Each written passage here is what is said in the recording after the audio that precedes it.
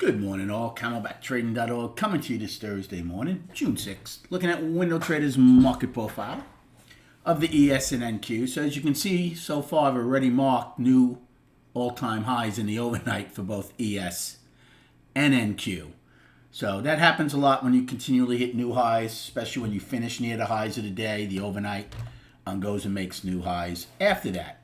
In about 5-6 minutes, you're going to have the ECB rate decision, whether they cut rates or not. We'll see if it has any effect on our markets. Other than that, there's other stuff out at 8:30 for us. Righty, again, balance on the daily. They've spent the overnight inside their upper distribution. ES and NQ have spent the overnight above the base of their price spike and higher. So that'd be the most positive response, but we'll see what kind of knee-jerk reaction we get at 8:15 and 8:30. If we open above yesterday's high, these weeklies are certainly up. I want to see them stretch it a little bit, but any push above yesterday's highs at all, and we'll be up in all three time frames in the ES and NQ, bordering on that right now. The disturbing part is the volume continues to decrease. In SPY, we're under an average of 69 million. To put that into context, in 2022 when the market was down, SPY averaged over 100 million shares a day until late in the year it finally dipped below that. So you can see the difference between when the market tries to go lower and higher. The grind higher always has lighter volume, it seems. As far as the game plan, again, things could change in the next 5 minutes and then again at 8:30. But wherever the overnight high is, again, that was a beautiful trade yesterday to front run it. I still think they are in effect every day in ES and NQ, not Righty. Righty doesn't play games usually at the overnights. This is a real visual one against the base of the price spike. Again, if it's there, come 9:30. So those would be two early plays.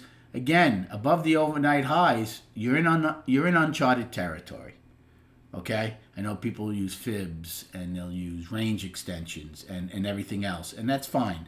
But to me, trading is not, it's an art, not a science. It's not, just math numbers.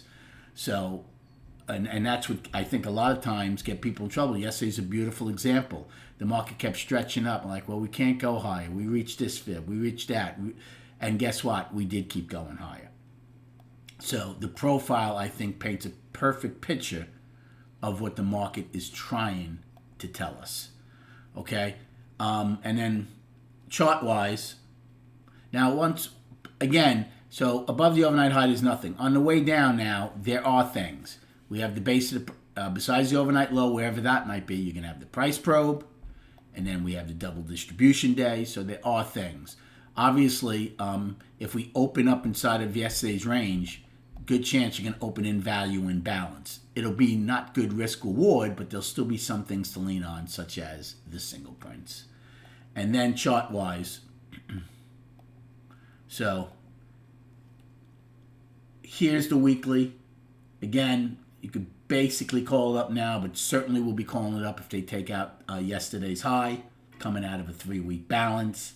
And the daily, again, out of balance, up.